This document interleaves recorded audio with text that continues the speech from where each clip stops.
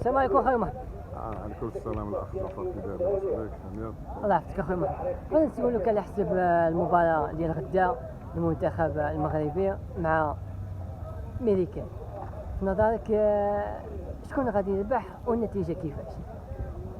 شنو نقول لك، ان شاء الله المقابله غادي تكون صعبه شيئا ما. نظريا كنقولوا بان المنتخب المغربي غادي يربح، ولكن هذا اولمبياد يعني الحظوظ متساويه. وشنو نقول لك، نتمنى ان شاء الله من الدراري ديالنا يفرحونا، لان هذا الاولمبياد خصنا نديروا شي بصمه كبيره، فهمتي ولا؟ وهذا الشرف هذا النتيجه ان شاء الله نهديوه لسيدنا بمناسبه عيد العرس، وان شاء الله مع الحركات التنمويه وهذه الفرحات اللي في المغرب، الاعترافات في فرنسا والصحراء المغربيه، وان شاء الله يكون زعما واحد النتيجه تزيد تدخل القلب ديالنا تفرحنا ان شاء الله، وهو الانتصار، فهمتي ولا؟ وفي نظرك احسن وسي جعفر، وما ننساش بان ونقدموا العزاء لاخوتنا اللي في الشيراتون اللي كيتمناو يخسر هذا المنتخب 3-4. ما فهمتش لهاد الناس سبحان الله العظيم، ديما كنقولوا اعلام حقود فهمتي ولا؟ شوف العراقيين الروح الرياضيه، نعم يا سيدي، قال لك بان لهم الشرف الانهزام من المنتخب والنتيجه منطقيه ووقعت التعناق بيناتنا، والاعلام متى واحد ما طيحش هضره الاعلام العراقي. بالعكس هذا الناس اللي هما الناس اللي عمرهم ما تاهلوا لهذا الاولمبياد كاع، وما عندهمش تجربه كاع، وما كيفهموش كاع، كيفهموش في الكره، ما كيفهموش كاع، عمرهم ما تاهلوا لهذا الاولمبياد. علاش كيهضروا؟ علاش كيحلوا كيديروا هاد البلاطوات؟ علاش لما كيديروها لمن؟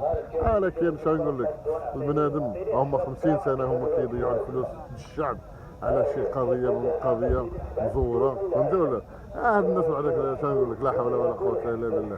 كان زعما لا اله الا الله، شنو كنقولوا؟ بان هاد الناس هادو يتعقلوا، يوليو الروح الرياضيه، نلعبوا الكره في التيران، هما حاضرين على القزع كيخدم بلادو، فهمتي ولا؟ القزع كيخدم بلادو وكيخدم المنطقه ديالو، خصك تمشي للمنطقه ديالو تشوف كيفاش ولا منوره سي جعفر، فهمتي ولا؟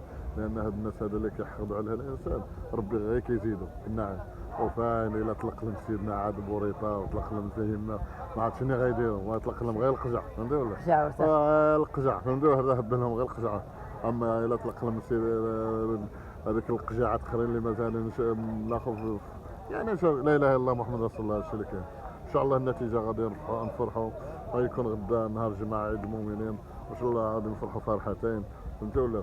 والنتيجه 1-0 هذا 1-0 هذا الشيء اللي كنعرفو.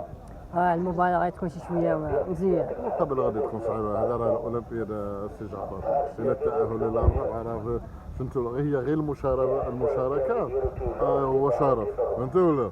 لان هذا اولمبياد محفل دولي للسلام والمحبه، لكن هذا المحبه والسلام ما لهم هذوك الناس هذوك صحاب الهوك كيف كيقولوا شي بعض، هذو هوك فيهم النعره، يديوها في راسهم، لان في عوض ينشروا السلام والمحبه ديال الشعوب، فهمتوا ولا؟ هما كينشروا الكراهيه.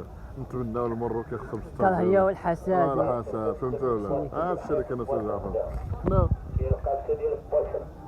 حنا عندنا الثقه في اللعابه ديالنا ان شاء الله، وان شاء الله ما يكون غير الخير، وان شاء الله كنقول لك النصر نهديوها لسيدنا ان شاء الله.